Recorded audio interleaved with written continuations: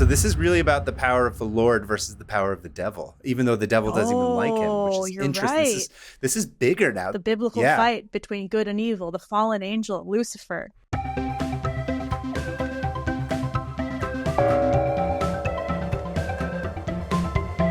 Hi, everybody, and welcome to 500 Open Tabs. I'm Kaveh Taherian.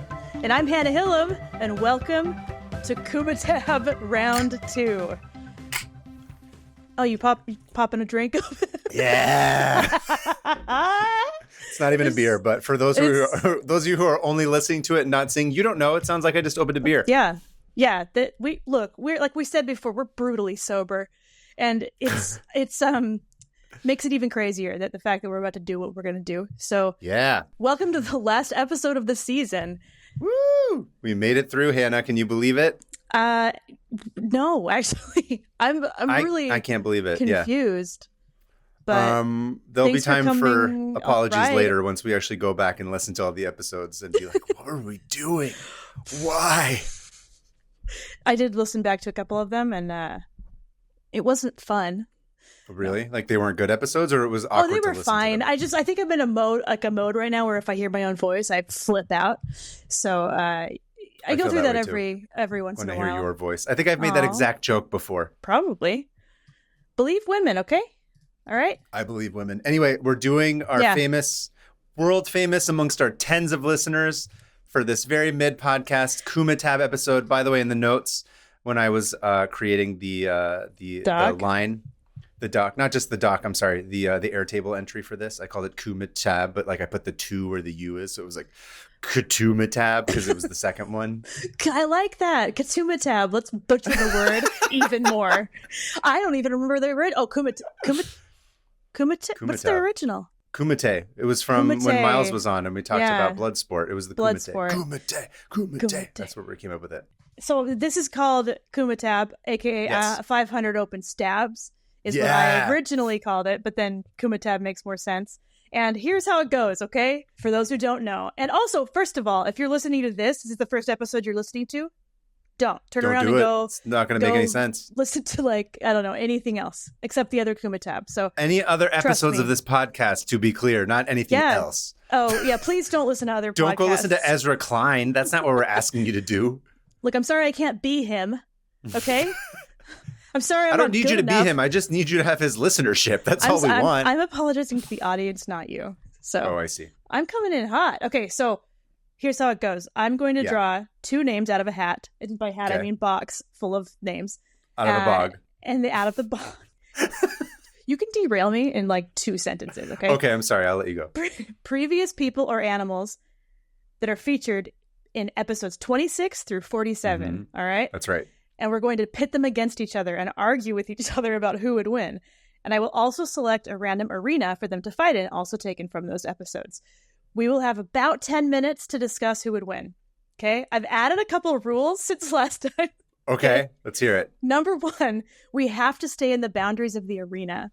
Okay? Last time, Kaveh tried to make Kaiju Nixon destroy the Pixar headquarters in Oakland, and I was like, no. Listen, it's literally right off the freeway. I will fight that one to the death because it's right there. All right. It's still by the overpass. It's not like Emeryville on the other side of it. You can see the freeway from the Pixar headquarters. Oh, I kind of thought he just got up and walked over there. No. It's literally right there. We're still arguing about the first Can't Fail Cafe right there.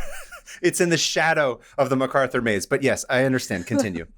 Okay. In the event of a stalemate where we can't like agree on who wins. Yeah. I will draw 1 random event, which is going to throw it into an imbalance just to help us finish out the thing. And those are also from episodes. So we must follow the rules of nature, kind of. All right. So everything exists in the same timeline as each other, even if it's not quote unquote real. I don't quite understand what that means, but I'm sure that you'll bring it up when I start going off the rails and you're like, this does not work with the rules. So I'll just wait until there's an example of it. If it's like a fictional character, it exists in the same world as a real person. Okay. That's it. Sure. This is so it's magical realism sort of is what we're going to go with. Okay.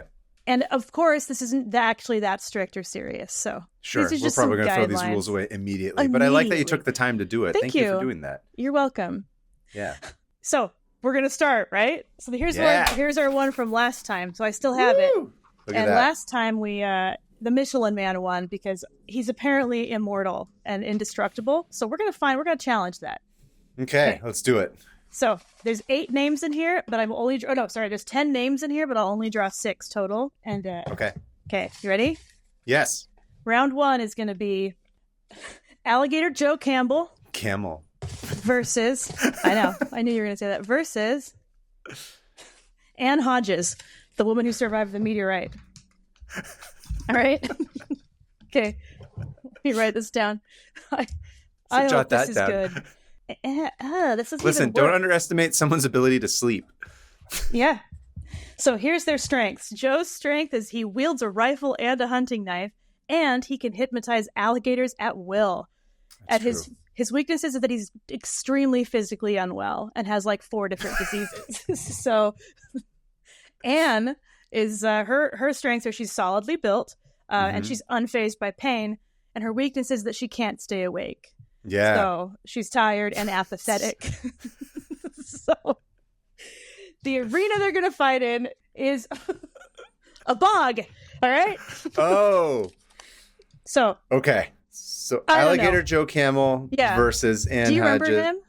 Yeah, of course. Okay, he's like that Floridian. He had insane. Where was it in Southern California? He had somewhere it was like Downey or something. No, it was where he had the park. It was downtown, like it was in LA, like at Lincoln Park or something.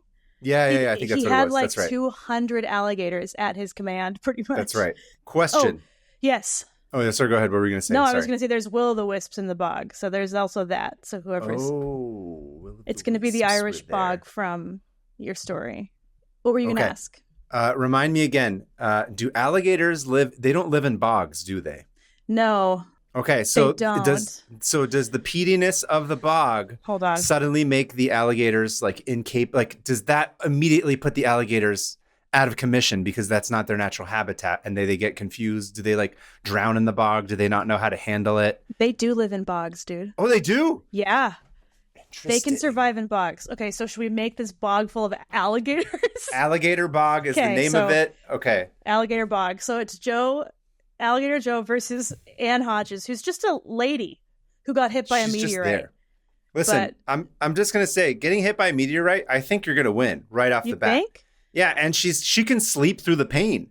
This dude's gonna like try and chop off her arm, and she's gonna be like, whatever, I'm gonna sleep it off and come back. She's gonna tire him out. You think? He's just gonna keep throwing alligator after alligator after alligator. Yeah, he's ill. He'll tire himself out. This is like Ali versus George Foreman in Zaire, all right? Okay. There's a very famous fight where they thought that George Foreman was going to beat Muhammad Ali for the heavyweight champion of the world. Yeah. And all Ali did was go around and like use the media against Foreman and like turn everybody against him. But really, he just went in and did like 1,000,000 rounds, and he just tired him out until he just went there and just did a one punch.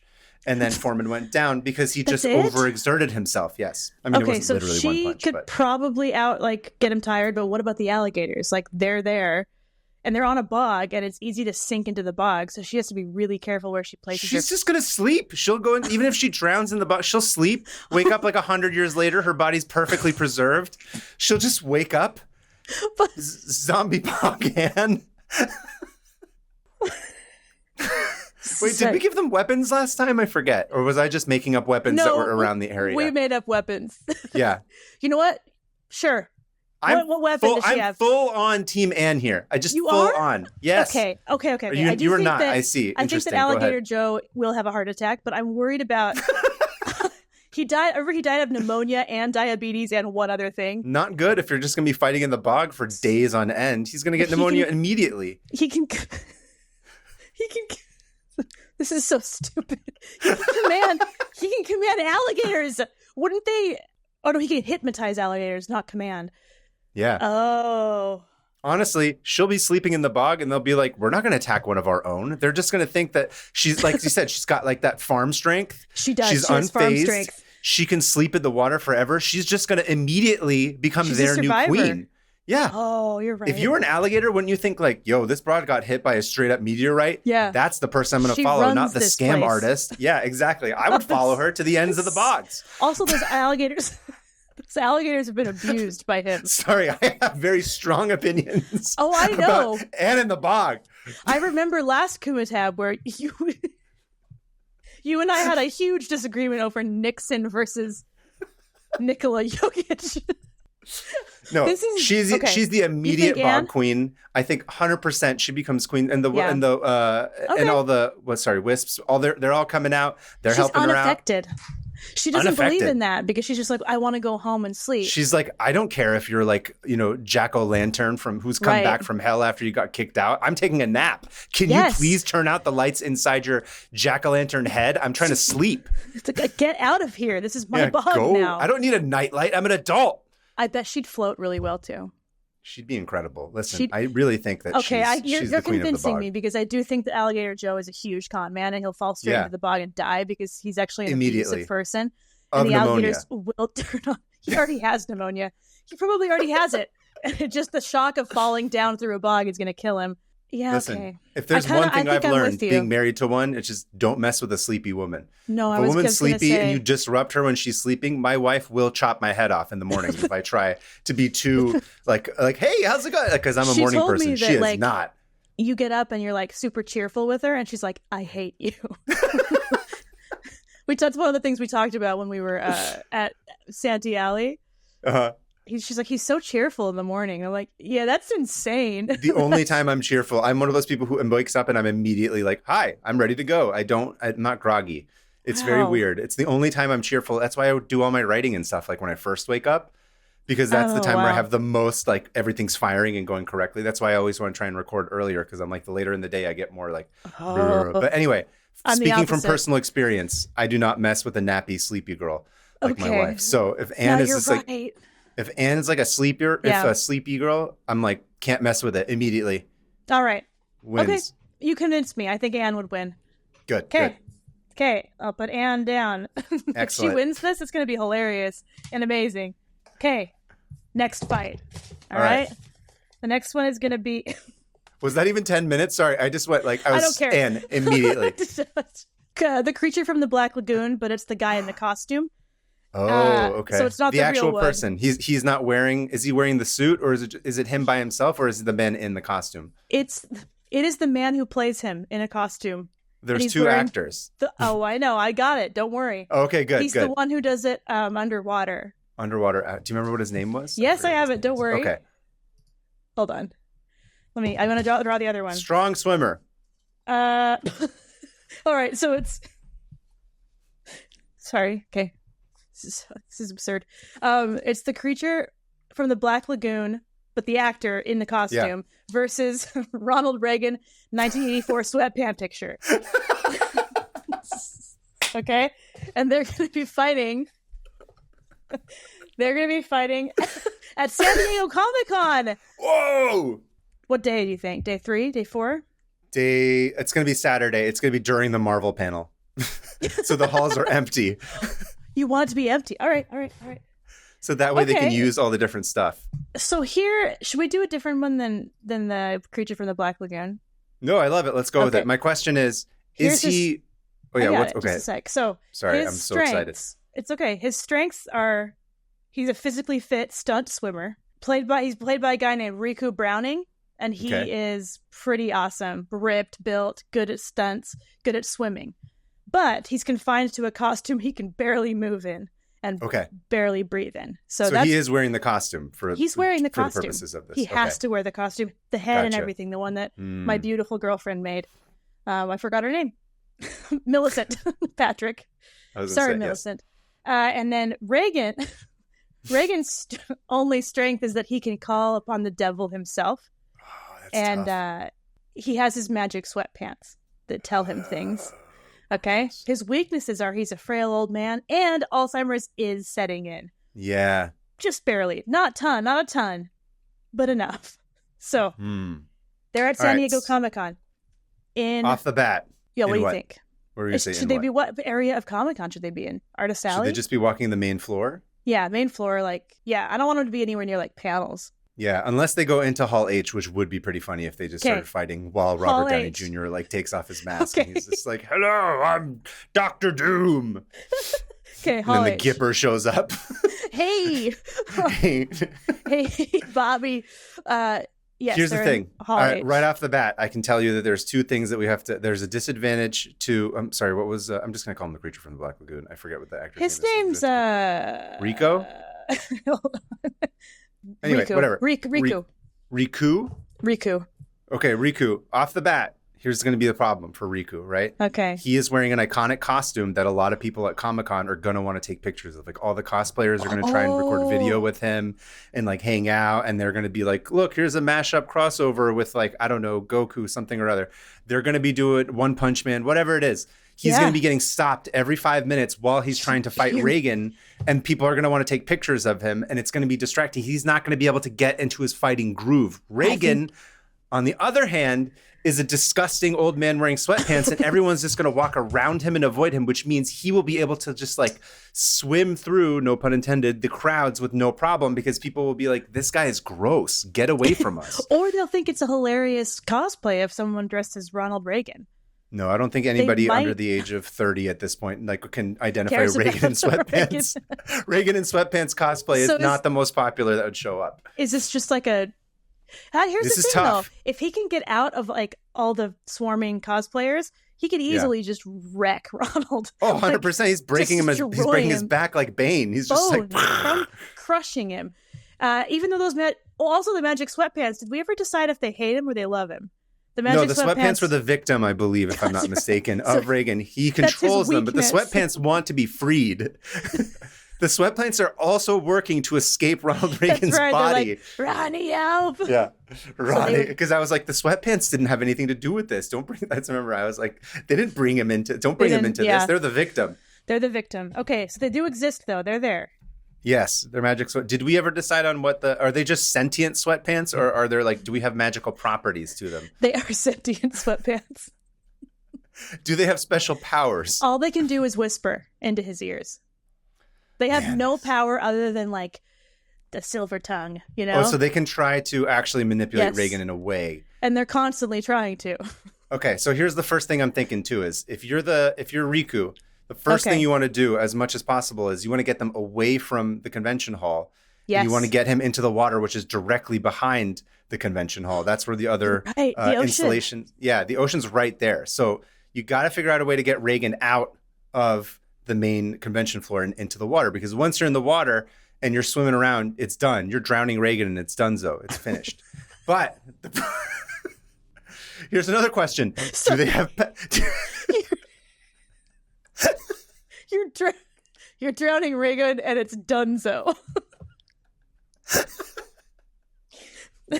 Here's another question. What a wild ride. Are they exhibitors? Do they have passes?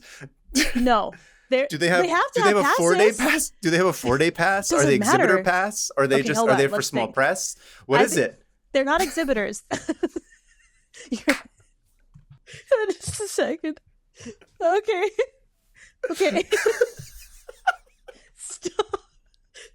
Stop being funny. They are not exhibitors. They are guests, and so they have a pass. Yes. Are they going to be on panels? Is that why are they there? Let's establish this first, because I think this matters. Ronald Reagan just wandered in, and they're like, he was just an old man in sweatpants. Or like, just let him in. It doesn't matter. Let him in. He'll be dead soon anyway. Yeah. Although I will say, he's not totally old yet. It's still 1984. And he's still is it in 1984? I'm sorry, I missed that part. This is circa 1984 on the airplane with the sweatpants. Okay, so he's about. Did he just get reelected, or he's like on the campaign trail at this? He's on I think he's 88 or 84. Well, 80 is when he comes in. I can't remember if it's 83 or 84 when he goes in. But anyway, so he's in campaigning mode, or just finished it. George W. Bush comes in 84 through 88. No, that's not right. That's okay. You're right. He's in office right now. He's in office. Yeah, he's about to go into second term. So yes, he's feeling good. He's fine. He's wearing those sweatpants. But there's a little bit of Alzheimer's deterioration. But okay, not so here's enough what I to think. like ruin him. Okay. For the sake of clarity and making this interesting, they do go onto the floor. This is so boring. Everyone is so bored right now. They're dumb. This is no, not they are. I'm saying these guys are. Oh, okay. Anyway, so I think first thing, Reagan is attracted to Funko Pop because that's how Reagan rolls. Yeah, I feel like Reagan would be like, oh, this is charming. They're just like my gummy bears. I'm sorry, jelly beans. That's what he loves, because he loves jelly beans because he's basic. So he probably loves the Funko Pop. Yeah. So the first thing he does. He sees the Funko Pop of himself. No, they don't have that's those. right. And he's just like, these are great. And then he tries to go make tiny little sweatpants to put onto the Funko Pop miniature of himself. Would they use those as weapons? Because there's also a bunch of fake weapons at this place. Yeah, that's what I'm thinking. I think the first thing that he does is that he summons all the Funko Pops in the area and he starts throwing them at Riku. Okay. But Riku, unfortunately, he doesn't want to do this. It's not the nice thing to do, but he has no option. He starts taking all these other cosplayers that are there to take pictures with him and of him, and he uses them as a human shield. Yeah. But they understand because that's how the cosplay community is. They're all together. They're all very like helpful and like they're a hive mind. They're good. They're very supportive. So like yeah. So actually, maybe you could just say he gets a whole army of cosplayers to help him. I was going to say he'd get them all on his side and be like, "Look, there's the capitalist pig, Ronald Reagan," and then everyone would be like, "We hate capitalism."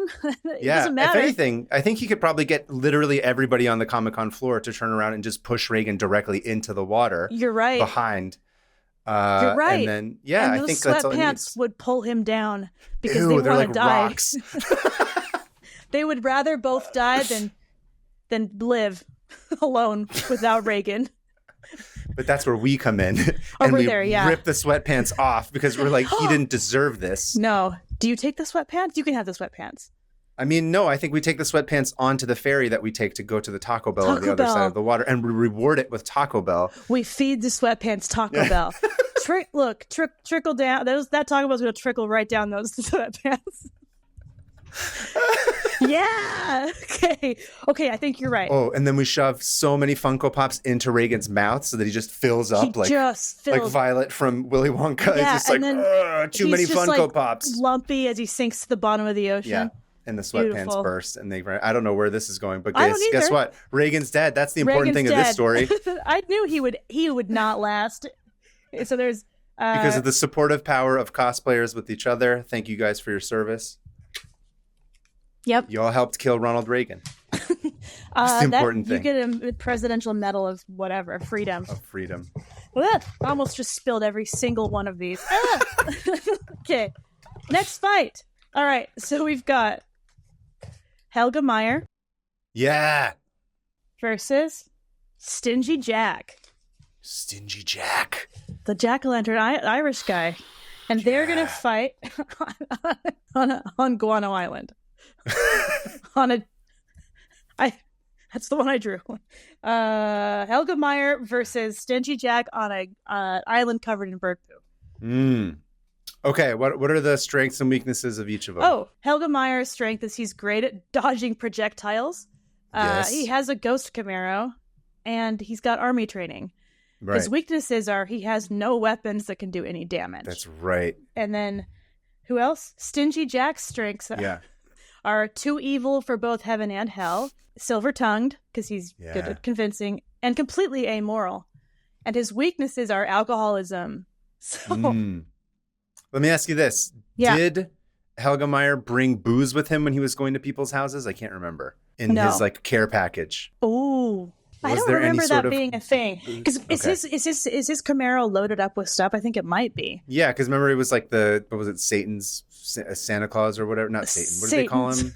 They call him something Santa Claus is what you said, if I remember correctly. I can't remember. It's something Santa Claus. Yeah, it's like apocalyptic Santa Claus or something. Or apocalyptic Santa Claus is maybe what it is. Let's just assume that maybe he's got maybe not like a bunch of booze, but like these little, trial, sample ones. Little vodkas or whiskeys or something. And then that he's got some sort of leverage for him. Sample booze. Here's the thing. First off, I feel like, so the Guano Islands aren't very big, if I remember correctly. So first thing Helga does is he makes a ship because that's what that guy knows how to do. He knows how to convert this Camaro into like a boat marrow. 100%. With what stuff? The guano? I don't know. With the stuff that guano, he can shape it. He can make it into... Okay, hang on. Let's hold on. Clay. First of all, guano's not clay, but maybe. Hold on. They're both standing facing each other. Okay. Stingy Jack, who's just a drunk, angry Irish man. Yeah. Who is so this is after hell, devil. Right? So this is after he gets kicked out. After everything, and no one, Satan does not let him into hell with Ronald Reagan. Okay. And then there's Helga and his Camaro. So right off the bat, Helga has the upper hand because he has a Camaro that can run this dude over. And he's I think if I remember correctly, they called him he's like a savior kind of Christian guy too. He's like a saint. He is. So he does have the power of God on his side, which this is interesting. This has become biblical now. He's got a gold Bible in there. Yeah, he's got a gold Bible. So this is really about the power of the Lord versus the power of the devil, even though the devil doesn't even like him, which is interesting. Right.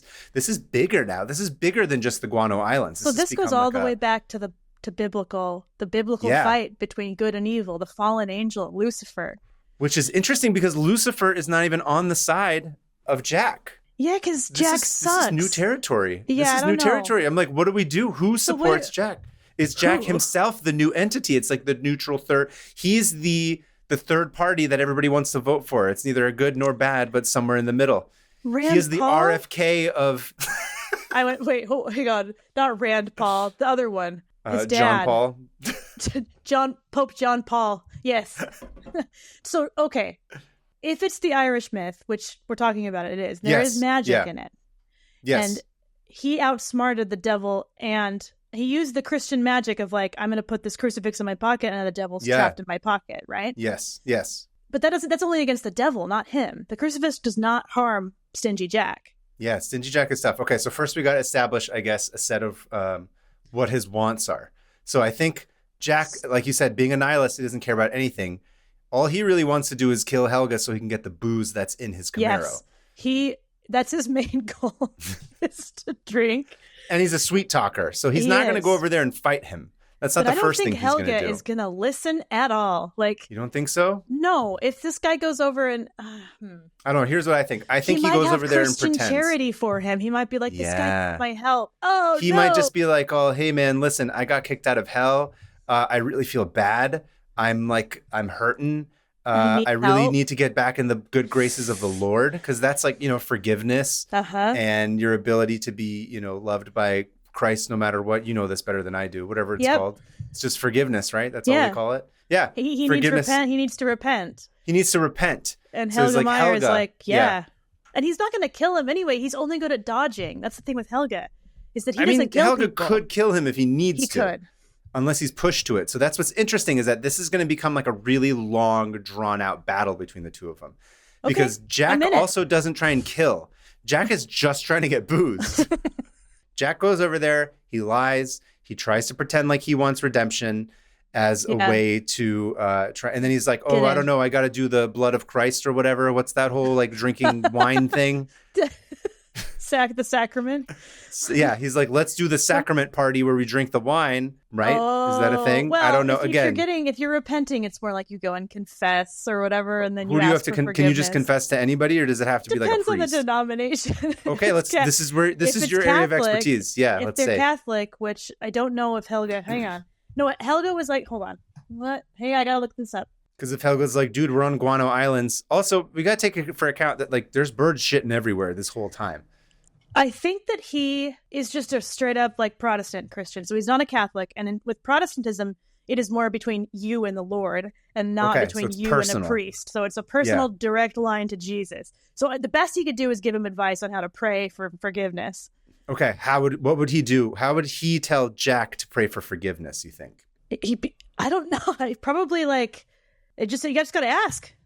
Just gotta ask, because he's a man of few words too. He's just gonna be like, just ask for forgiveness. He's like, hey, guess what? Just ask for forgiveness. Got it. Thanks. And part of the repentance process is also changing your ways, because you can say I'm sorry all you want, but as long as you don't show it, then God doesn't count it. So then he's like, guess what? I just repented. God said that my new mission is to help you out on your path to get whatever, to like repent, to like help people out. So then he gets a ride off the Guano Islands, and he's just like in the back of the Ghost Camaro ship. And so Helga's like, all right, cool. Yeah. Because Jack's just trying to manipulate his way out. He's like, the booze. Yeah, he wants the booze. So he's like, bro, I'll help you out. You go. He's like, first of all, let's get away from these islands and go find some kids and stuff that you can give them like their bag. Helga figures it out. Lego? Yeah. He'll build it out of bird shit. That's what he's doing. He's figuring out a way. They're surrounded with bird poo. Oh, listen, yeah, you're Helga's right. You the most awesome person ever. He's going to figure it out. He'll figure out the best way to do it. And the next thing you know, they're in the back of the ship. They're trying to go to mainland. And like the whole time he's like, hey, I'll help you. Jack's like, I'm going to help you like organize all your, goodie bags that you're going to give to all these kids to protect and save. Meanwhile, he's just chugging away, drinking all the little. And then by the time they get, go ahead. Yes. Go. No. I was going to say he does drink a ton. But remember, he does die from alcoholism in the story. Yes, so his exactly. liver is barely functioning.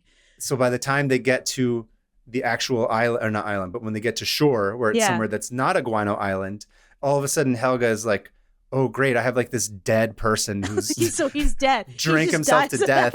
Yeah, dies of alcohol poisoning because he did it to himself. So Helga just outlasts him. Not only does he outlast him, he also just has a huge amount of guano with him, and he becomes rich because he's just accidentally gotten all this, but he doesn't care about the money.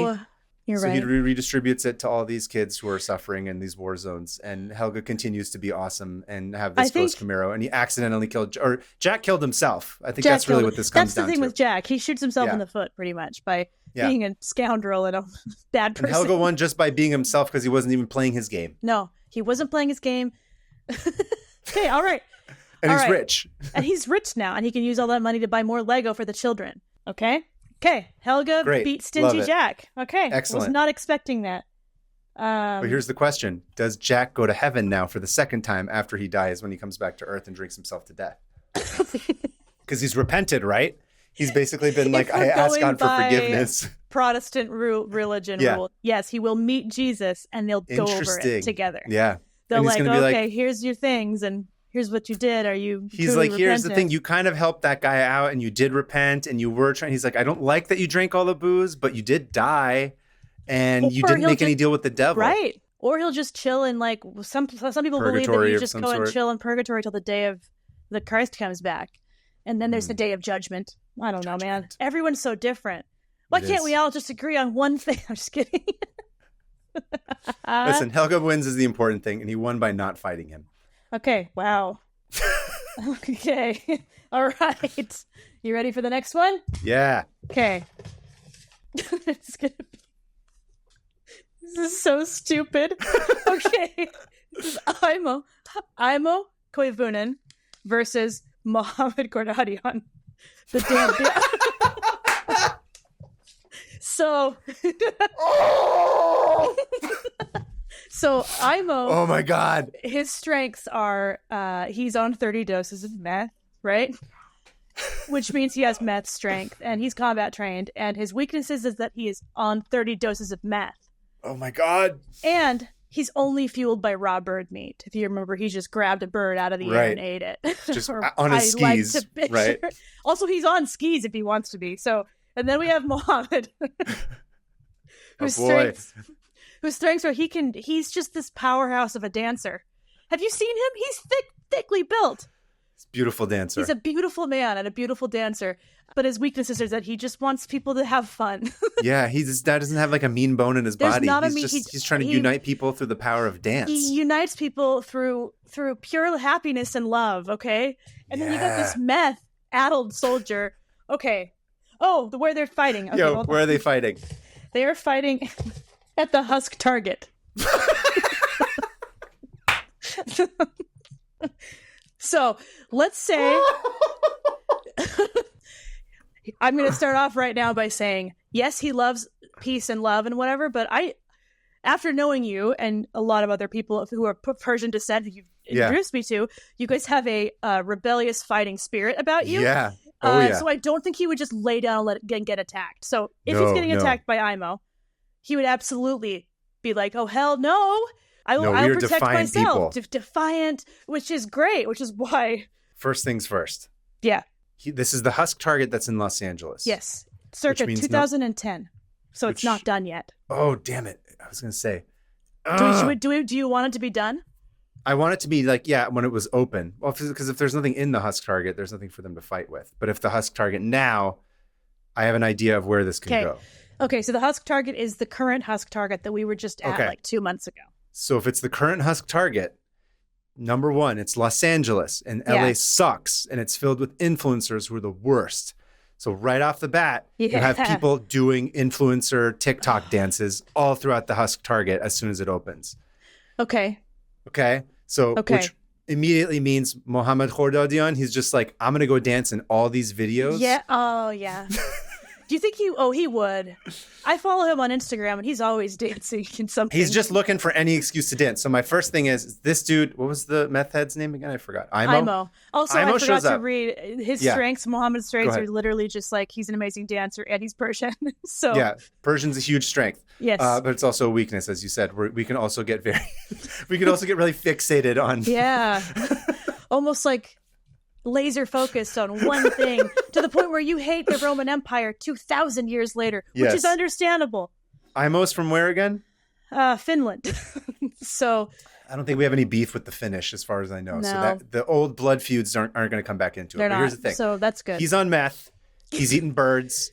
He's So coming much in meth. and trying to fight him. Yeah. So I think Khordadian, again, being a man against violence, the first thing he's going to do is, if I was him, he's like, what we got to do is we got to tire this man out. So you got to go to every single one of these TikTok influencers who are doing stupid, idiotic dances in stupid public because they're idiots and I hate them and they shouldn't be doing this in public.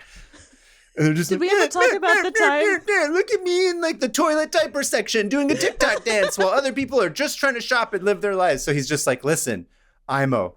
And he's like, he just brings them into the video. And as soon as someone sees that they're being filmed or recorded, they act weird because they're like, what? I don't want people on the internet to know that I'm like a meth head monster who's actually going to eat raw birds and kill people. So he draws every person. He draws them into all these TikTok one after another. Once in the bedding section, once in the men's clothing section, once in the children's toy section. All these influencers are doing stupid, idiotic TikTok dances in public. And he just has to like keep TikTok dancing to all these different things. But Khordadian's like, whatever, bro. I could just do this in my sleep. He's just like, blah, blah, blah, blah. I don't need 35 doses of meth to do TikTok dancing for like 2 weeks straight. It's dancing with my life. Yeah, he's just like, I do this no matter what. I'd be doing this even if there wasn't a TikTok. Meanwhile, I'm almost like, what? And he's all awkward and he's like had too much meth to be able to do the dance correctly. And then he gets annoyed. Like this. Yeah, so he's doing it too fast. Yeah, and then the influencer's like, no, you're doing it wrong. Blah, blah, blah, blah, blah. He goes viral. Everyone hates him. And then what? Where does it go from there? Finally, the meth leaves his body because After he's 3 TikTok weeks. dancing. Remember, 3 weeks of TikTok dancing. Weeks. Yeah. They're going to go every morning. What do they do at night? All the No, they're doing it influencers constantly. go home. Yeah, TikTokers are always there. They're always doing some TikTok. I mean, is that this really is a little how bit LA old now. is? That's whole. I mean, that's there always horrible. seems there's a whole account on Instagram. It's like influencers in the wild. You're always seeing some dumb influencer doing something annoying.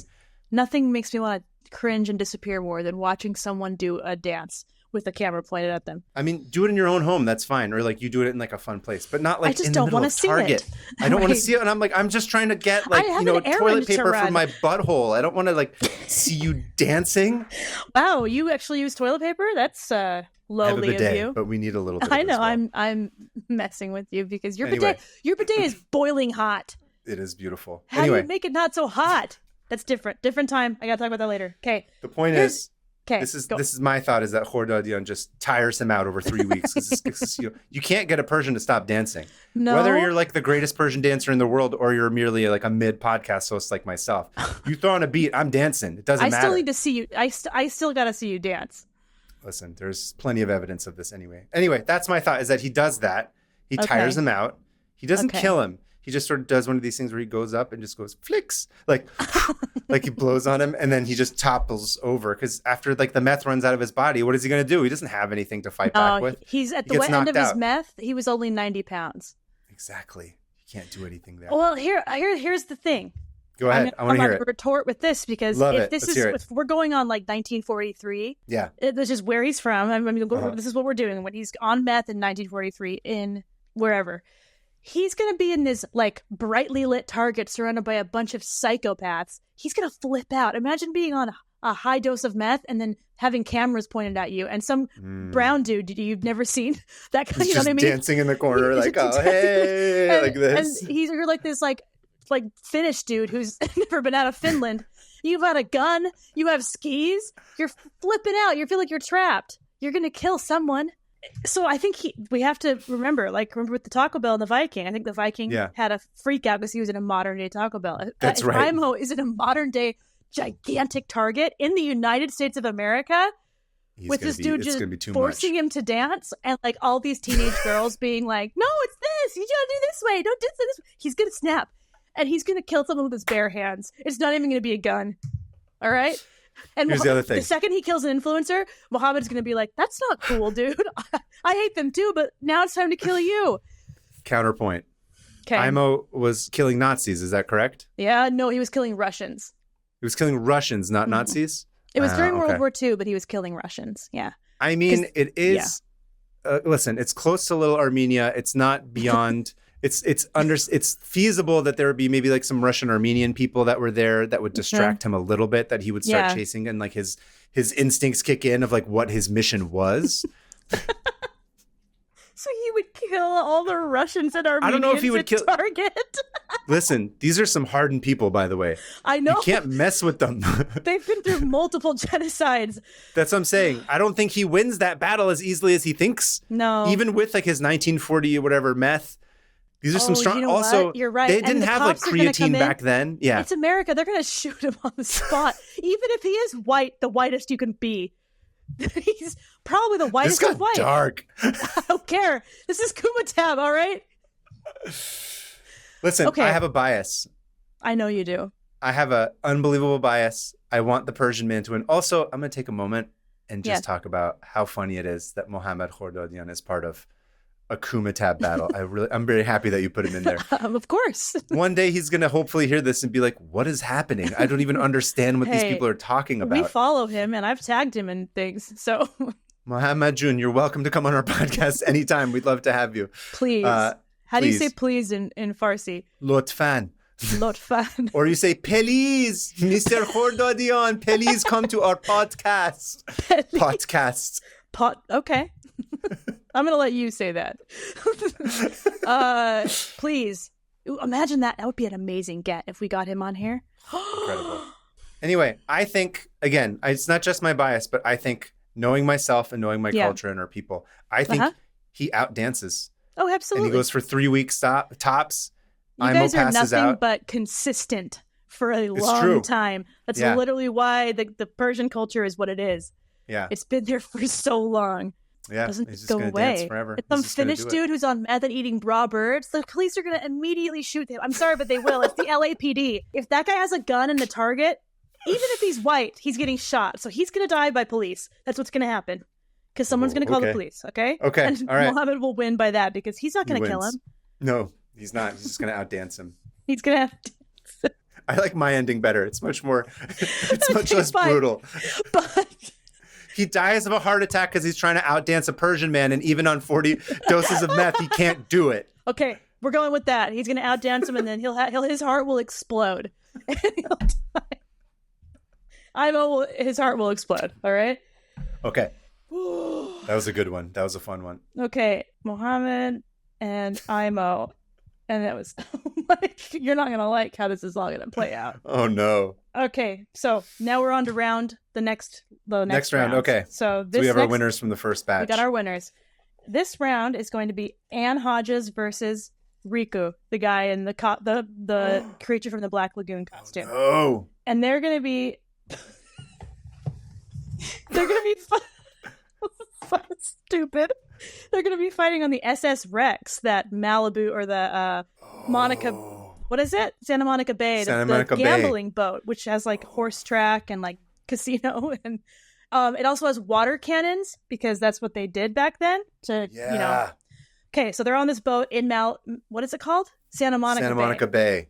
All right, and a reminder: Anne's strengths are solidly built, like farm strength, and she's unfazed by pain. But her weaknesses are she's apathetic and so sleepy tired. All right, and then the other guy. What's his name? Riku's a good dancer. Riku is a great dancer.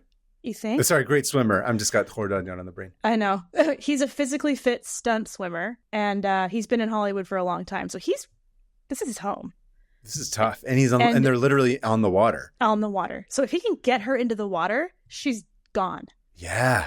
What do you think? Confined to a costume he can barely move in, that didn't stop him from filming. No, he was still an incredible swimmer and was able to grab oxygen. He could stay out there all day. And Anne would sink like a rock. Yeah, I don't think Anne's gambling. She's not distracted by any of that stuff. She's just looking for a place to sleep. So bored. She's like, I just want to lay down. Does she bring the bog alligators with her into this next round? Because we did declare that she became the queen of the bog and all the alligators in the previous round. Let's throw those alligators in. So now that makes it tougher for him to be swimming around because there's alligators in the water. But he looks like something that they would know. That's also true. He's got scales and... I don't know, man. I don't know. Does he become the king of the alligators all of a sudden because he's some weird half alligator looking person? Do they suddenly be like all the alligators, or what? Like first we like changed our alliance to this queen who slept all the time. It was like Queen of the Bog. Now we're seeing this creature from the Black Lagoon. We don't know what to believe anymore. Sorry. I snorted. Okay. These alligators are just, they're like, they don't know what to do. They're in the ocean now. They don't do well. Yeah, what happens? Ocean. Do they die in the ocean? I don't know anything about how alligators survive. There's probably not enough. Alligators survive. It's probably too saltwatery. Salt water. It finished it for me. No, alligators cannot survive in salt water because they lack salt glands. So they just die immediately. So prolonged exposure can change an alligator's behavior. They can tolerate salt water. It changes their behavior for a few hours. So. And that standoff famously lasted, I think it was like 9 days or something. 9 days. The alligators are gone. So they're dead. 3 hours. Because this is the police. They're in the middle of a standoff. Oh, so the standoff is happening. They're not. Let's say that. Okay. Yeah. Should we say? Does that sound sure? Good? Yeah. I'm just going with whatever you say. Yeah. So Anne, he just needs to get Anne into the water. That's all he has to do. Yeah. How? Because if she's on the land, she'll just smash him easy. Does he push her? Try pushing her, but he can't. She's like, way to plant, Anne. She's got like a solid. It's perfect. It's perfect. It's perfect. Her low center of gravity. He can't mess with her. He can't push her over. He can't push her into the water. She's so sleepy. She just wants to go to sleep. Oh, this guy's nothing compared to a meteorite. Yeah, honestly, what does he do? I mean, I think it would be fun to get a picture of him to see how. Riku, what's his name? I like how why did I put him in here? Okay, Riku Browning. It's not a good name. Riku Browning. Oh, dang, this guy's hot. Confusing. Oh, no, he's not. Yes, he is. When he's young. Type in Riku Browning. Riku Browning. Oh, but he is. You know what? Oh, he's a handsome fella. He's handsome. Yeah. Yeah. He looks like he could. Head of hair. Yeah. Let's see if there's anything else about him. He is a movie star. He just died last year. Oh, he did? Wow. 93. This guy's... Good for him. That's what happens when you swim underwater for that many hours. Like, he's just ripped. Oh, he's a native to Florida, so he'd be used to alligators. Oh, that's true. He done wrestle an alligator. I done murdered a rock. Speaking of Ali again. I don't know what that is. I'm so mean, I make medicine sick. Anyway, that's all. That's all. That's a great line. That's all that's in When We Were Kings. Anyway, here's the thing. He can't push her over, as we've established, because way to plant Anne. Yeah. Yeah. So he's got to figure out a way to get her into the water because that's his only hope. Now she's unfazed by everything going on around. Remember that. She's just like, I don't want to be here. And no matter how noisy and crazy everybody is, she's just like, no. Yeah, I was going to say, speaking of noisy, she probably sleeps for 9 days while all these like gunshots are happening and all these mobsters are trying to fight the cops. What do you think the mobsters would do if they saw some dude in a costume? That's true. They would probably either... No, I don't think they would kill him. I think they would exploit him and just like wrap him in the net and just be like, check it out. Well, now we have like a cool monster on our boat, and then charge people to come see him. I think he would be trapped in there. You think so? Yeah. Here's the thing. My gut is telling me that Anne would win. I think so too. Because I don't think this guy, again, he's a stunt actor. He can swim well. They're on the water, but she's not going in the water. No, she's just sleeping. She's unfazed by this 9-day standoff. Should I bring in a random... Yeah, let's bring in a random one. We need some sort of act of God to change it because he can swim away. She can just sleep through it. Okay. A group of drunk baseball rioters. Oh. Show up. They all come in. They show up. They're on the boat. They drop in. So now there's a riot. Riku would be immediately destroyed. Yeah, I was going to say immediately killed because they're like, what's this fish person doing here? Bang! Kill him! He's not baseball. Mob. Yeah. And Anne would drink them all under the table. So. Yeah. Can't argue with that. It's Anne. It's Anne. Okay. Yep. Nice and clean. Oh, okay. Okay. Do you need a minute? You good? This next one is going to be... Okay. So, it is Helga Meyer versus Mohammad Kordadian. Two peace-loving people. Yes. Where are they? Oh, yeah. Cleveland Stadium. Oh. During a baseball game. Should we do a different place? A different one? No, I'm just thinking. Helga Meyer versus Mohammad Kordadian in the Cleveland Stadium during 10-cent beer night. Yeah. If I remember correctly, Helga doesn't drink, does he? No, I don't think so. Shit. Or does he? I feel like I remember something about him being like a... Yeah. He's very like Christian and like doesn't do anything bad. Does Helga Meyer drink alcohol? I don't know. What do you think? How do you think this starts off? Helga rolls in with the Camaro, which is it's the 80s Camaro? It's the 70s Camaro, It's 1976, I think. Yeah, so he's blending in right away. Or maybe he comes in with he's got this cool Camaro from the 70s. Yeah. A bunch of teenage kids are going to be like impressed by it. And they're going to think it's awesome. And they're going to want to start like whatever, hanging out by it. Like all these drunk idiots are going to want to take pictures with it and be like, oh, check it out. Like I have a Camaro, blah, blah, blah. It's so cool. They're going to start talking to him. And he's going to be really irritated. Number one, because he's clearly introverted and doesn't want to talk to a bunch of random idiot teenager drunk kids. And number two, they're going to start messing with his car, which is going to distract him and stress him out. You think? So I think first of all, that's like a handicap against Helga Meyer. He's actually in the era that he's supposed to be. And he's a little bit flashy, even though he's trying to downplay it. Oh, you're right. It is the 70s. That's when he was. Yeah. No, it was the 90s. It was the 90s that he had the 70. No, but the Camaro, I thought it was a 70s Camaro or something. It is. Yeah. However, conversely, on the other side of it, yeah. Unfortunately, this is the 70s. This is a bunch of dudes in Ohio who are like going to 10-cent beer night and fighting everybody. You got Mohammad Kordadian, who's clearly like not the most gay Iranian dancer. Yeah. Not gonna look great for I don't think he's having a great time there. No. I think he's doing the best that he can to just like fly under the radar as much as possible. I don't think he wants to fight Helga. Well, here's the thing. Yeah. The rules of this game is somebody has to win. And we can assume that they both know that. And so they're not just going to wage their out. One of them has to win. Yeah. That's part so the power of dance is not on his side here. No, because he actually cannot use the power of dance, because if he uses the power of dance, he's killed by everybody else around him. Hate crime would occur. Immediately. if he dances in Ohio 70s, hate crime. Yeah. Yeah. So that's tough. He has to pass as like a straight I mean, he is a performer, so he can probably just be like, this is the role of a lifetime, where I have to pretend to be like a macho, like whatever, regular baseball-loving dude in the early 70s. Right. He could do that. He's ripped. He's jacked from all the dancing, and people are going to be like, oh, why are you so ripped? And he's like, from beating up. Lifting weights? Yeah, lifting weights. Beating up like other like effeminate guys or something. And then they're like, oh, cool. Look, as long as he says beating up commies, everyone's like, nice. Nice, yeah. Interesting. This is a weird one. This one's kind of hard because... Yeah, we might need an act of God to come in here to like push it one way or another. You ready? Yeah. Okay. A herd of New York cows. Oh. Just goes onto the... Like, remember, there was like thousands and thousands of cows. They're all coming in. All these ones that are about to get slaughtered. Driven through the stadium. Do they get slaughtered at the stadium? Is there a bunch of blood spilled everywhere that people can slip on like banana peels? What would they be slaughtered with? They're not at the abattoir yet. They can slip on like banana peels. Yeah.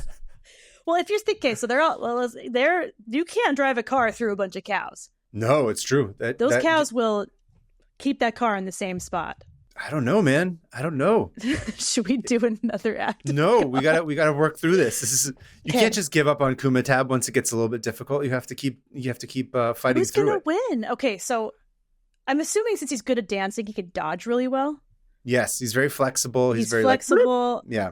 He could probably get around those cows, or cows? At least go like. He's doing like backflips off of them and shit too. I'm sure. He's doing cartwheels over the cows. If he can trap Helga and his car in the midst of these cows, then would he get trampled? I was gonna say here's my best bet, right? And I'm not saying this is how he wins, but I'm saying if again I can get into the mind of a Persian man. Please. His best bet is to take all of these, because the weapons that are there are these kids that are all drunk with like knives and like baseball bats, and they want to fight everybody, and there's all this stuff that's going on. And they're all drunk. And they're all drunk, and they're all aggressive, and they're all trying to get like, trying to fight somebody. Yeah. So his best bet is to figure out a way to get the crowd to attack Helga. That's what I think. Yes. That's the only way that he's going to get through it. Ooh. Because he doesn't have military training. He doesn't have any of that kind of crap. So he's got to figure out a way. People into attacking a dude with a dope car. You basically have to figure out a way to say, okay, here's what I think he would say. He would say that, who was it? Was it the Astros? I forget who the Texas team was. Rangers. The Rangers, sorry. The Rangers. I think he has to do something like, that's the owner of the Rangers. That's why it's such a nice car. And he just drove it out onto the field. Oh, he disrespects our game. He disrespected our game. They talked shit. Now he just thinks he's so cool that he could just drive this Camaro onto our field. Yeah. And he just brings a bunch of cows around and slaughters them because he doesn't even think about anything. He just blames it all on the Texas team. Yeah, that would be class warfare. Everyone would turn on them. Everybody would turn on him. And then all these people start attacking Helga's car. Helga just starts to melt down because his car is getting destroyed. We're all melting down as an audience as well because we don't want either of these dudes to die. I don't want Helga to die, dude. I don't want him to die either. I'm having a hard time. Me too. This is really hard. I don't like him. Why did I choose Helga? I should never have put him in here. He's perfect. Okay, so the crowd is attacking the car with bats, right? Yep. Does Helga get out, or does he just say, okay, this is how I die?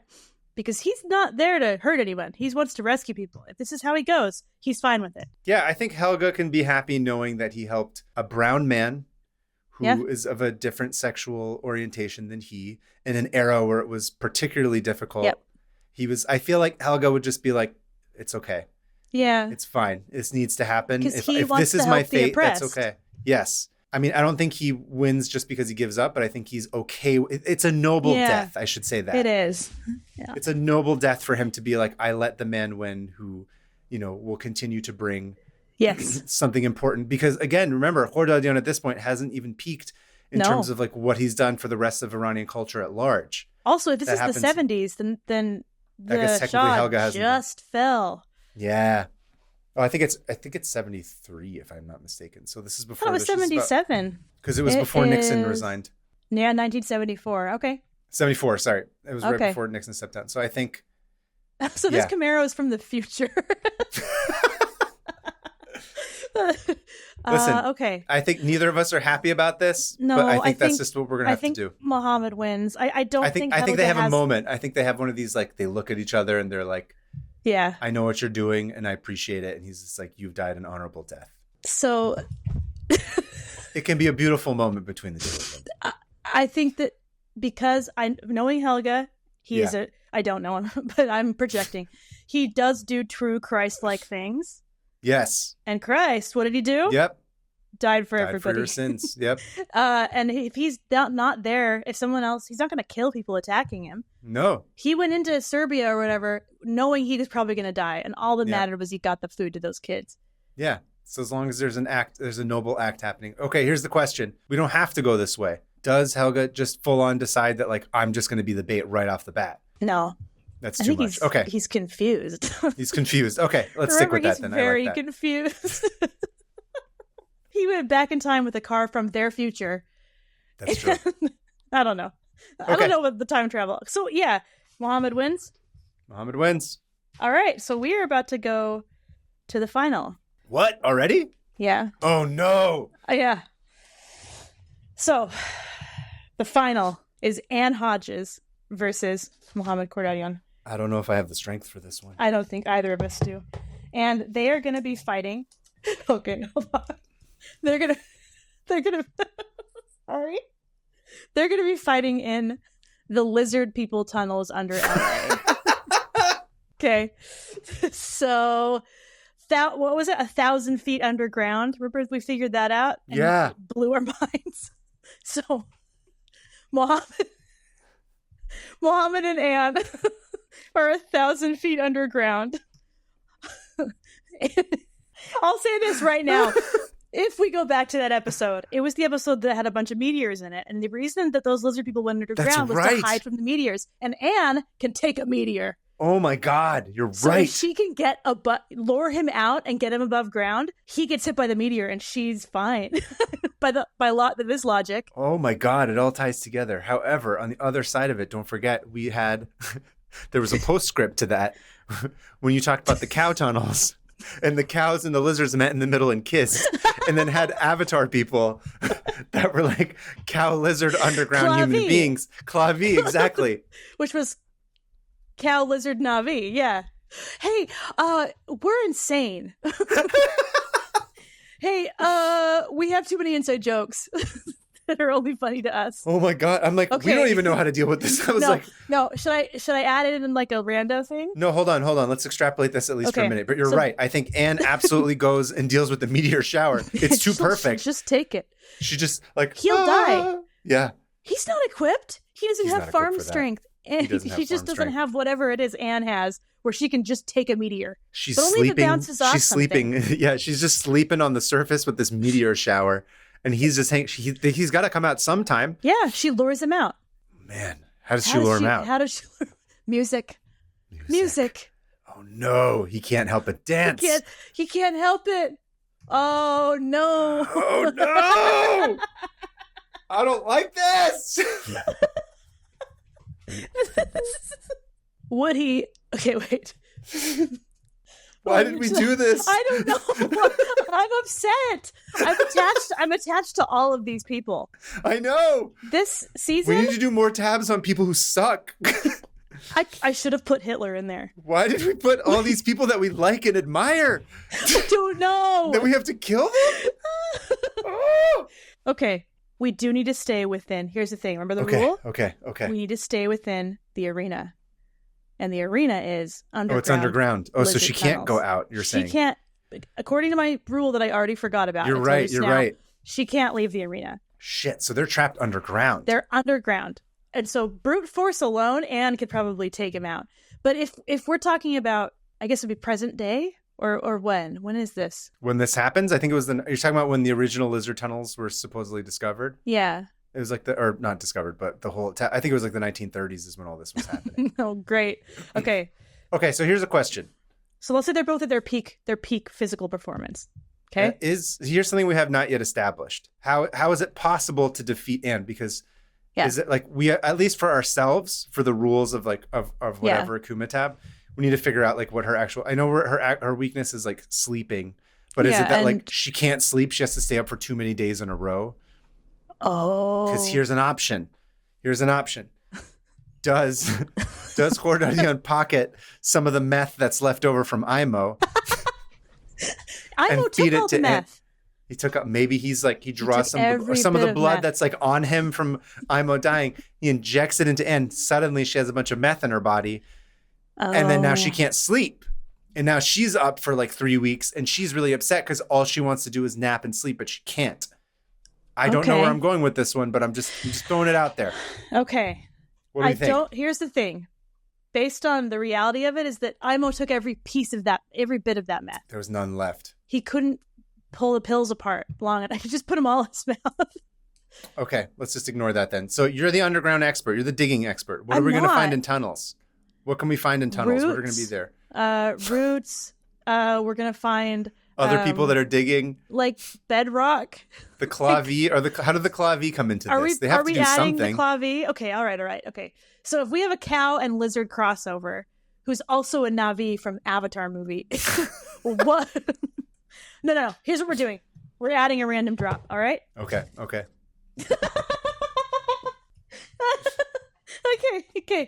Out of the random tunnel comes Turkey Nixon. Oh.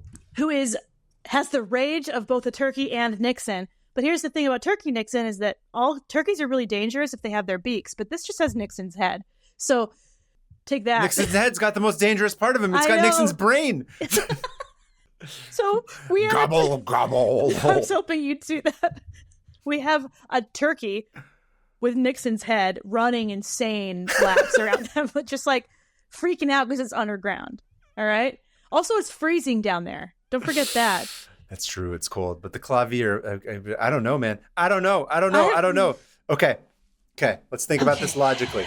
Let's take it down to the basics, okay?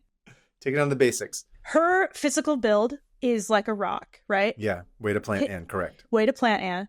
Mohammed is extremely physically fit as well. Yes. And he has endless but energy. He's agile. And he's agile, but he's also very enthusiastic. Nothing really gets him down. Does he annoy her to death by like being excessively positive? He might annoy her. He might just do it until she gives up. Like Anne is not, as one of her weaknesses is that she is apathetic. Like the press came to her house and she's like, I don't care that you're here. I just want to go back to sleep. So her whole goal in life is to go back to sleep. Back to sleep. Everything else is just an annoyance until she can go back to sleep, including Muhammad, who's just dancing. Here's the thing. Persians also love a good nap. Oh, really? Yeah. We love a good chort. That's what we call like a little nap, like a kebab nap. Remember I had the whole thing about the kebab nap? All right. Here's my first thought. If I'm Anne. Yep, go. If you're Anne, what?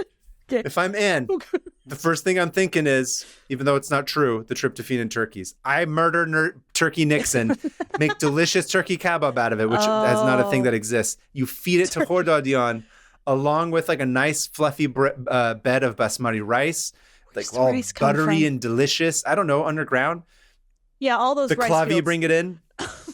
Okay, you're trying to shoehorn those clavi in here, and that's fine. She makes him a delicious bed of rice. I don't know why she knows how to make it, but she does. Because she is a 50s housewife. Yes, that's true. She might have figured it out at some point. Yeah. So he makes her a delicious meal that's kebab with rice. He eats it. He gets tired. Oh. Although, actually, now that I think about it, does he get tired? Because the carbohydrates of the rice actually end up fueling him more, and it backfires. That becomes his meth.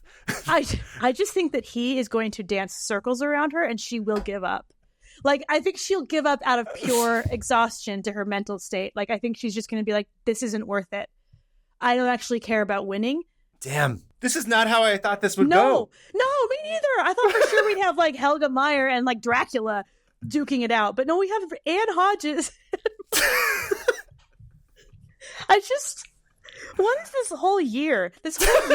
Like, how did we get here? We were like, let's start a podcast. And now we're arguing about whether this random lady would be able to beat up Muhammad. Who got hit by a meteorite. And it's like 38 episodes? Yeah. Never, gun to my head, never would have guessed. This is where we'd end up. He's been to an Iranian prison, too. Don't forget. He can take a beating. He can take a hit. He can take a hit. Oh, you're right. Think about it. He is invincible emotionally. Oh, my God. He has gotten through. I hadn't realized until the process of this conversation like how strong this man is. He is so strong. Remember? He joined, what was it? Like he was in a ballet. He was like in the ballet, Iran had some ballet thing. He married a woman. He survived a heterosexual marriage, first of all. And then he escaped, right? But then he went back and got put in prison, if I'm remembering correctly. I don't remember. Yeah. And then he got out, and then he moved to LA and completely united the entire Persian diaspora for 3 generations. Okay, because even the Islamic Republic was like, it's not a good look to have this man in prison. We don't want this guy here. This will cause the revolution. This will bring down. Man, I had not thought about it. He is a force of nature. He's a force of nature. And him next to Anne. Oh, Anne can't handle anything. She can't except plant for one meteor. Yeah, and that was a fluke. If she gets beat up with beat up to death. I mean, to unalived. She'll just. I don't know, man. This is intense. I think you're right. I think wins. I think so. By sheer force of his personality and what he's already overcome, he'll see it through to the end. Yeah, I think he'll do what's necessary. I think he will. Yeah. Plus, Anne died fairly. She didn't live that long, right? No. Yeah, this man, he's seen it. He's seen a lot. I don't think he's going down. He's seen a lot, and he's still doing it. I see his videos every day. He's still dancing all the time, constantly. Yeah. He shaved his head. He went bald, but he tattooed Cyrus's face onto his scalp. Yeah, he's got a tattoo. Have you seen that? I'm getting really he's got a head tattoo. Up. But that tattoo alone would scare me to death if I met him in a dark underground tunnel. I'd be like, this man's gonna kill me. Okay. Nope, he's just gonna dance. How unsettling would it be to be like, oh, this tattooed dancing Persian dancing man surrounded by clavi while there's a meteor shower above the surface. Boom, boom, boom. She'd be like, I'm not dealing with this shit. I'm going to sleep. I just spit. I watched my spit fly. Yeah. Muhammad wins.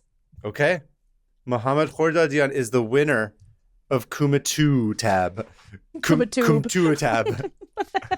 Okay, so I legitimately did not think this would go this way. I am shocked. Me too. Whoa. So we started somewhere. We ended up totally in a different place. This dude Persianed his way to a win. Persian dance. Again, I believe it. You can't mess with Persian dancing. Newfound respect for Mohammad Khordadian. Dear Lord. Same. It's like I didn't think too deeply about it, but he's been through horrible things. Yeah, seriously. Like, how does... Wow. Woo! Well, the runners-up were the Talking Heads and Icelandic Dracula. Nice. And then the Penny Arcade and the Alligator Tank, or the Alligator Park. Penny Arcade would have been fun because you could hide behind. And then some of the random drops were mobbed by a group of cosplayers. Oh, which we kind of had that happen. It kind of got it just that's naturally. A small meteorite. Got large. Mother Hitton's little kittens. The weasels that shoot. Let's see. We have skydiving beavers coming out of the air, and Mount Vesuvius erupting. So, yeah. Man. Yeah, I'm like, yeah.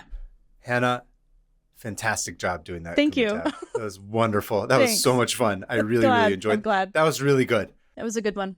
I've been very excited. I've been kind of working on it here and there for like a month or two. What a conclusion to a second round or batch of tabs. That was fantastic. Thank you. Did we do like a tab? I guess there's no tabs to close.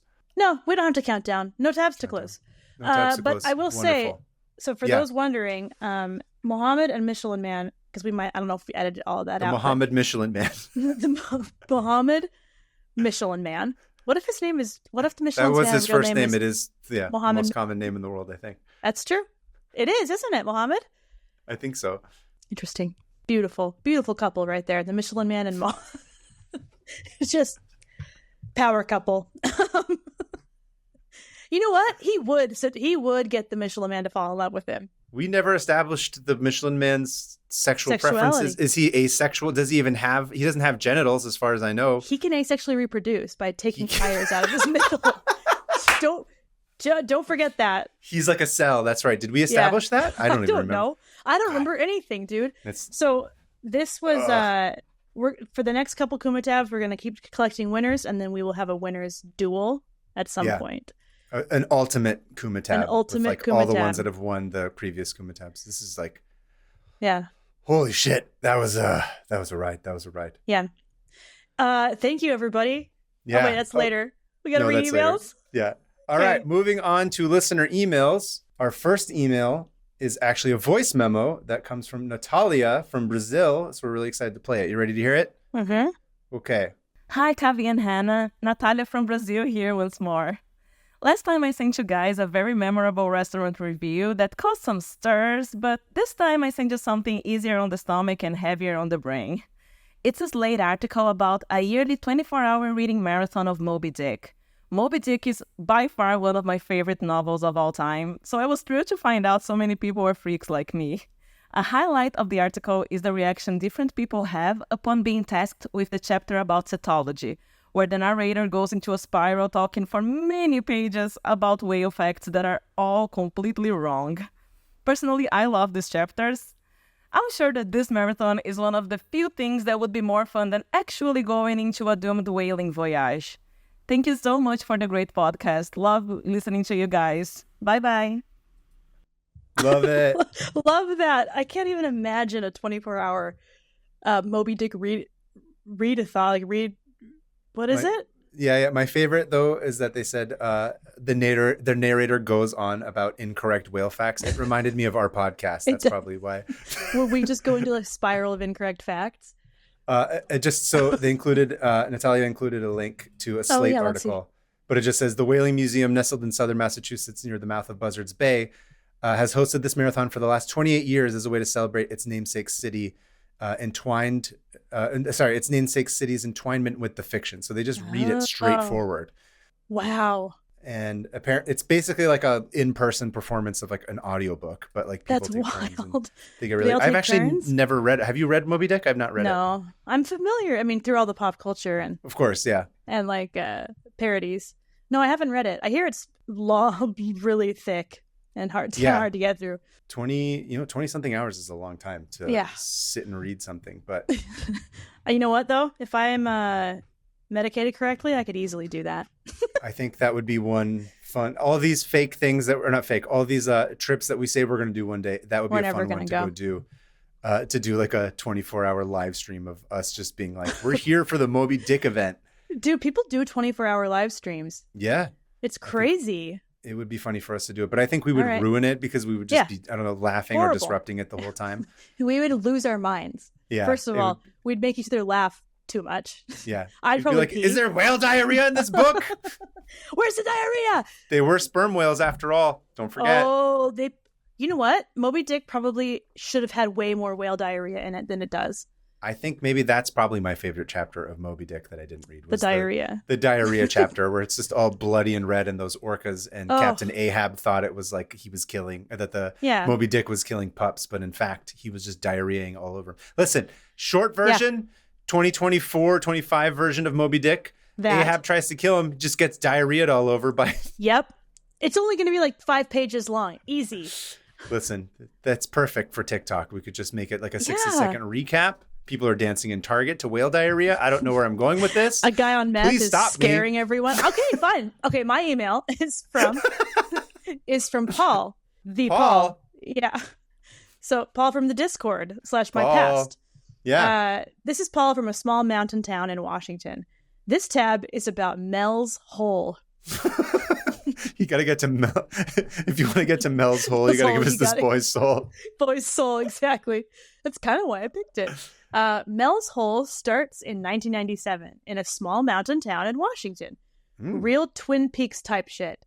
On February 21st, 1997, a man calling himself Mel Waters calls from Ellensburg, Washington into the nationally syndicated paranormal radio show Coast to Coast with Art Bell. On this call, he tells Art that he has found a bottomless hole with paranormal properties.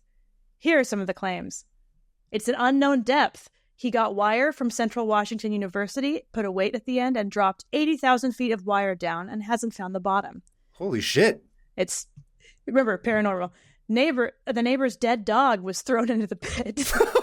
What the shit? But then he saw the dog walking around town sometime after. Oh. The government seized the hole. How do you seize a hole? and made payments to him that he used to fund his move to Australia. Metal near the hole. Did he just jump into the hole to get to Australia? Yeah, all the way through the earth. Pop out in the outback. Bunch of camels on the other side. Yeah. He's just like, hey. More like Mel's. Camels. Camels, thank you. This metal near the hole would change into other metals. This caused quite a stir in Ellensburg, and authorities were not able to find anyone named Mel Waters or this mysterious hole. And he links to the actual tab, and it's an interview with this medicine man from a local tribe named Red Elk. Connery? Oh no, not the movie. It's Sean Connery, you guys. Red Elk, and he's an intertribal medicine man, and he's pretty much saying, "Stop interviewing me about this. Everyone's been giving me abuse. I believe in the hole. None of you do. Leave me alone." So respect. He says, "Don't look for it. Stay away." I have to say, I've been burned by you guys, the media and all, many times with this Mel's Hole. Woo. They make me out to be a liar. They say one thing and do something else. And then he says, it's far more important to seek spiritual life. The hole isn't important. Just stay away from trying to find it. The government has it. It's off limits. So, the article... Just you don't want to tell people on the internet that. No. This is guy just being like, leave me alone!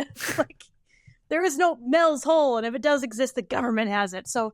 No one says it doesn't exist. It doesn't exist, okay? But the government said it doesn't exist, which we know means it exists. And we know how much Coast to Coast with Art Bell is pure, untainted Paragon. Journalism. Yeah. And so I'm going to go with that. I'm going to go, we got to go to Mel's Hole. I want to go jump into Mel's Hole. Thanks, Paul. Thanks, Paul. Classic Paul email right there. That means that we've come to the end of the episode, which means, Hannah, End of the season. Congratulations. We made it through a season of 500 open tabs. Holy shit. And how many open tabs did we close? I wonder. More than we opened. Probably. No. No. More than 500. Okay. I'm way worse off now than I was before I started 100%. the show. I have an absurd amount of tabs spread across all social media and everything. But I'm really happy about it. It's fine. Yeah. I just before we go, I just wanted to give two shout outs. One, of course, is Alyssa. Literally, I don't know how much we've said this and it makes her uncomfortable. We will continue to say it. This show is not possible without Alyssa. It's nothing without her. It was an absolute gift that we got to meet and hang out with Alyssa last LA Comic-Con, meaning a year ago. I mean, I guess you had met her before, but what I've drawn fortuitous... her cats. Yeah. I've met her a couple times, but then just something aligned and we took a leap with this stranger. And it honestly, yeah. Alyssa, God bless you for just being like, sure, I'll do BFFs. this. Yeah. Yeah. Incredible gift to have Amazing. Alyssa, and this show literally doesn't happen without her. Additionally, we wanted to thank Joe for all the crazy amount of effort that he's put into making us something more than just a show. He's the one who got us on Discord and set that whole thing up, helped us with so much of like the different swag stuff and stuff that we're hanging out at Comic-Con and thinking about like just the much bigger show than just a podcast and video. Also, all the video stuff he's helped us with, and just being like, I don't understand how any of this works. He's that person where you're like, can you all be with this? And of course, he just has this this knowledge of how things work that I have a hard time grasping because I tend to get hyper focused on one little thing, tunnel vision, lizard tunnel vision. So yeah, thank you, Joe. He's like, oh, you guys want to do a drop? Oh, you guys want to do a poll? Oh, you guys want to do like this? Yeah. And he's just like, Joe set it up. You got it. Just like, he's do you got want to it. make your kids toys out of my 3D printer? Yeah, no problem. Here you go. So I wanted to thank Alyssa and Joe very much because they deserve just as much credit as anybody else for, it's like, we're a little crew. It's a lot of fun. Anyway, the show's not done. I just wanted to say that in terms of like we're done. No, but it's like we made it through and we made it through the first season. And it's really quite an accomplishment. So I want to make sure that well, you're right. It's a huge accomplishment, and I'm really glad we did this. Me too. And of course, not to be forgotten, you, the listeners. I was going to say that. Yeah, the listeners. Without an audience, we're not a show. We're just a couple people screaming at each other, which is how we do it anyway. We would have. That's the thing. We were doing this anyway. But thanks for listening to us do this. Yeah. It's been really fun. It's been fantastic to build out the Discord and just the community. Once in a while, I'll pop in there and be like, I don't have any idea what's happening, but I'm glad that they've got their own thing going on. It's like that GIF from Community where he goes to get pizza and comes back and everything's on fire and he's just like holding a box of pizza, like I don't know what's happening. Yeah. But Discord, I mean, it's to the point where people are friends enough that they stay at each other's houses. Yeah. And that they meeting up. There's like games they play together. I joined in on one of those one day and it was really cool. This whole community. Turns out there's dozens of us. Dozens. That have the same way of thinking and the curiosity we all have. Yeah. Thank you guys for encouraging us to follow our curiosity. That's really what this comes down to, is just being able to be like, I'm interested in this random thing. I think I've said this before, but I'll reiterate it, is that when the discussion came up to start a new show, the thing I really didn't want to do was be like, I'm going to do 500 episodes on this one niche thing because that's what the algorithm demands of us. I was like, I don't want to do that. That's not interesting to me. You aren't happy doing that. No, I'm miserable. I don't want to do one thing over, even if I like that thing. Yeah. It just is like the modern world sort of forces us to just exhaust one thing over and over again and pick. And this is like an act of defiance to be able to be like, I don't know what it is next week. We're just going to figure it out. And it's not an act of defiance to actually go down these little rabbit holes, I think, and find little things that aren't in the mainstream, which has been something I've had a fun time with, like looking past the viral stories and seeing like what's behind each of these little things and these cultures and how we got to where we are and the curiosity. When we started this, I was like, we do this. This is just a thing we do. I didn't realize how much of a thing it is, a part of my life that I read and read and read and read, which is great. And if it's helping other people like scratch that itch in their head of wanting to learn new things, then great. I'm happy. Oh, yeah, and also thanks to everybody who wrote in. That's another huge part of this show. They even made them into the K2MITABs, which is great. Yeah, IMO was from a listener mail. Yeah, so I think keep reading, keep finding stuff that's fun, keep sending them to us. So just a little bit of kind of housekeeping stuff. We're going to be taking the break for Christmas and for New Year's. However, that doesn't mean we will not have episodes. Thankfully, again, thanks to Joe for setting up a poll that we had set up. So we're going to have a couple of episodes that are our audience favorites, I should say. You guys all got to vote on what your favorite 2 tabs were of mine and what your favorite tabs were of Hannah's. So that's going to be coming. We won't tell you what it is, not until the day. But thank you for everybody who voted on that. Again, got a lot of votes. I did not expect that much of a turnout, but thank you for that. Thank you to the Patreon. I wanted to say that too. Yeah. You guys have been really awesome. And I've had a lot of fun uploading like extra clips. And thanks for the positive feedback on that. And for also just participating and spending money on us. I'm very grateful for that. Thank you. I'm wearing my Throw Me in the Bog sweater. Oh, wow. Yeah, you are. It's very cool. Also, of course, Hannah, thank you. Holy shit. Oh, duh. Thank you. Remember? Yeah, we don't even think about it because you and I are like, we're not people. I guess we should do that. But yes, thank you. Thank you for all your fantastic tabs of the first season. Thanks for mentoring me on this production track. Like I didn't know what to do. Now you can go start another mid podcast on your own. I will never anymore. I would never. Ride and die. All right. Ride and die. Die. Thank you. This has been fun. We were friends before, but we're even better friends now. I agree. And yeah, thanks. That's it. So thank you guys for a great first season. We'll be back in the beginning of January. We're going to have all kinds of dumber things, dumber tabs, stupider arguments not arguments, but stupider jokes. So just stupid. Too tabulous. I don't know. Whatever. It'll be like Drift. 520 open tabs, like 500 app and 2 tabs. I don't know. I'm just trying to tabs. Tokyo Drift. I want there to be the drift in there because I would love to die drifting. Imagine. Oh, one more thing. Yes. If you want to give us a holiday gift, please, when you're home with your families, when you're going to see people, when you're letting people know, hey, what have you been up to? What have you been listening to? What have you been interested in? Tell anybody that you can. Recommend them an episode. If there was something that you learned about on this show over the first season that you liked and you say, hey, here's my psychic. She, again, we may keep making this joke, but she knew that I was going to recommend her this, but hey, you know what? I'm going to do it anyway. She waited for me to decide they needed to. That's what psychics do. Share the episode with somebody. Tell them about it. Help spread the word. The more people listen to this, the more we can get more insane with it. Because as Hannah has said before, this is a labor of love, and the love will continue. But you know what I don't love is paying rent.